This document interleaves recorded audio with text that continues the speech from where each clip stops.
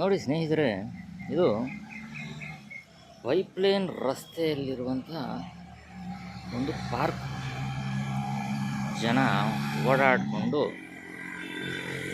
ಅವರ ಆರೋಗ್ಯನ ಕಾಪಾಡಿಕೊಳ್ಳಿ ಅಂತ ಒಂದು ಪಾರ್ಕ್ ಮಾಡಿದ್ದಾರೆ. ಆ ಪಾರ್ಕು ಇವಾಗ ನೋಡಿ ಎಷ್ಟು ಚೆನ್ನಾಗಿದೆ ಅಂತ. ಪಾರ್ಕು ತಿಪ್ಪೆಗುಂಡಿ ಆಗೈತೆ. ಜನ ಡೈಲಿ ವಾಕಿಂಗ್ ಮಾಡ್ತಾರೆ ಈ ಪಾರ್ಕ್ ಒಳಗಡೆ. ಕಸ ರಾಜಿ ಸುರಿದು ನೀರೆಲ್ಲ ಹೆಂಗೆ ನಿಂತಿದೆ ಅಂತ. ಡ್ರೈನೇಜ್ ವಾಟ್ರ್ ಏನೋ ಗೊತ್ತಿಲ್ಲ, ಅದು ಓಪನ್ ಆಗಿಬಿಟ್ಟಿದೆ. ಏನಕ್ಕೆ ಈ ಮಳೆಗಾಲದಲ್ಲಿ ಸೊಳ್ಳೆಗಳು ಹೆಚ್ಚಾಗಿ ಡೆಂಗ್ಯೂ, ಚಿಕನ್ ಗುನ್ಯಾ ಬಂದು ಸಾಯ್ತಾರೆ ಜನ ಅಂತಂದರೆ ನೋಡಿ ಇದಕ್ಕೆ. ಎಷ್ಟು ಚೆನ್ನಾಗಿ ಮೇಂಟೈನ್ ಮಾಡಿದ್ದಾರೆ. ಇದು ಅವರದ ಪೈಪ್ಲೈನ್ ರಸ್ತೆಯಲ್ಲಿರುವಂಥ ಒಂದು ಪಾರ್ಕು. ಡೈಲಿ ವಾಕಿಂಗ್ ಮಾಡೋದಕ್ಕೆ ಅಂತ ಬರ್ತಾರೆ. ಇದರಿಂದನೇ ಸೊಳ್ಳೆಗಳೆಲ್ಲ ಹೆಚ್ಚಿಕೊಂಬಿಟ್ಟಿದ್ದಾವೆ.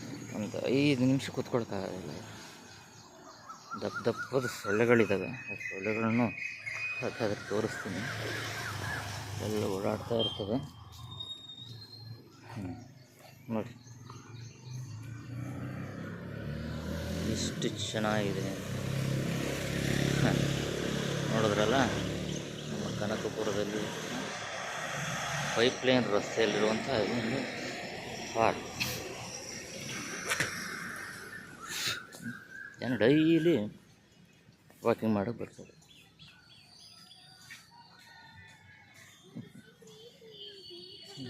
ಡೈಲಿ ವಾಕಿಂಗ್ ಬರ್ತೀರಾ ಮೇಡಮ್?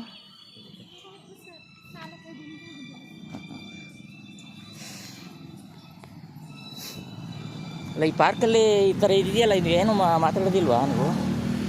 ಈ ಥರ ಇಷ್ಟು ಡ್ರೈನೇಜ್ ಎಲ್ಲ ಓಪನ್ ಆಗಿ ಇಷ್ಟು ಗುಡ್ಡೆ ಆಗಿದೆಯಲ್ಲ, ಏನು ಮಾಡೋದಿಲ್ಲ.